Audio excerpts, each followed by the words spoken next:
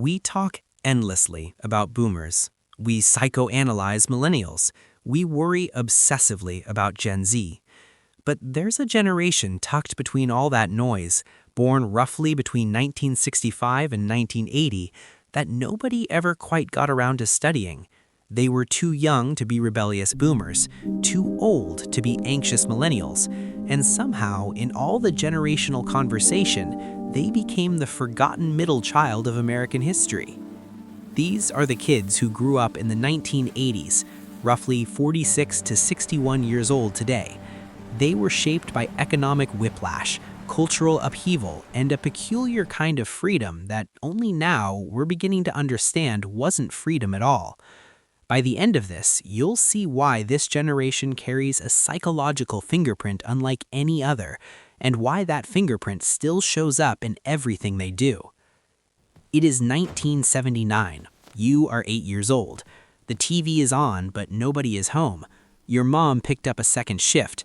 Your dad is somewhere. A key on a string around your neck lets you into an empty apartment that smells like yesterday's dinner. You make a peanut butter sandwich, flip on the news, and hear about inflation, hostages, oil shortages. Nobody sits down to explain what any of it means. You just absorb it. This was the latchkey childhood, and it wasn't a small phenomenon. By the early 1980s, an estimated 15 million American children were regularly caring for themselves after school, according to the U.S. Census Bureau.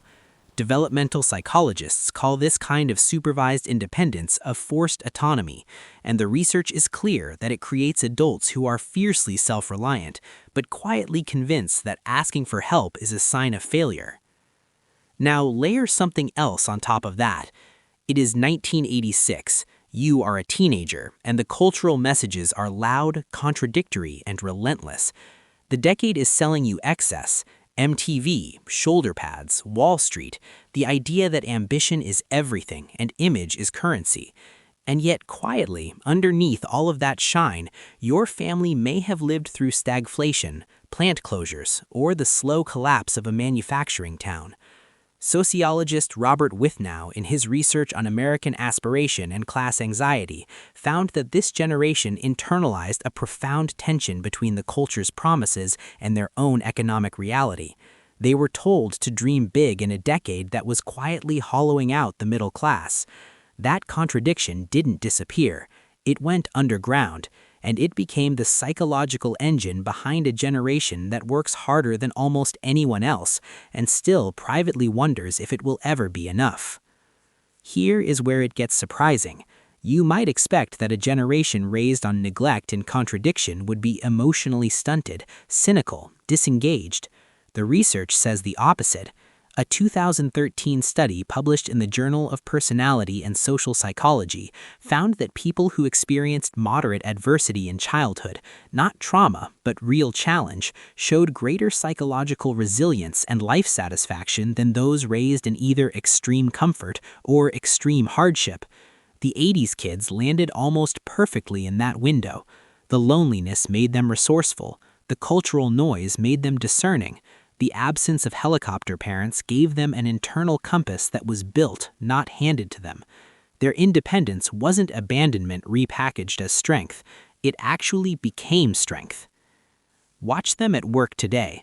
They are in their late 40s and 50s now, often leading teams, raising teenagers of their own, navigating companies through upheaval. And if you look carefully, you'll notice something. They don't need to be managed. They solve problems before telling anyone there was a problem. They are deeply uncomfortable with being perceived as needy, even when they are. According to Gallup's long-running workplace engagement research, this cohort consistently scores highest in personal accountability and lowest in willingness to ask for support. A direct line from that key on a string in 1979 to the manager in 2024 who stays late and tells nobody. There's one more layer. This generation raised the children they never had, meaning they poured into millennials and Gen Z a level of emotional attentiveness that came directly from what they lacked. They became the most emotionally generous parents in recent American history, sometimes overcorrecting, sometimes struggling to receive the very care they so freely give. What was missing from their own childhoods became the blueprint for what they built for their kids. That kind of transformation, turning a wound into a gift, is not small. It's actually remarkable. Every generation gets a story told about it. The greatest generation had their stoicism immortalized. The boomers had their revolution. The millennials have their anxiety. But the 80s kids, the ones who let themselves in with that key, who raised themselves on reruns and resilience, they never really got a chapter written in their name. Maybe that's fitting. They were always more comfortable doing the work than taking the credit. They built careers, families, and lives largely without applause, and they did it with a kind of quiet competence that the louder generations often overlooked. They were never forgotten by history. History just assumed they didn't need to be remembered. If this resonated with you or someone you know, subscribe for more content like this. And if you want to support deeper dives into the psychology of how we became who we are, the join button truly helps.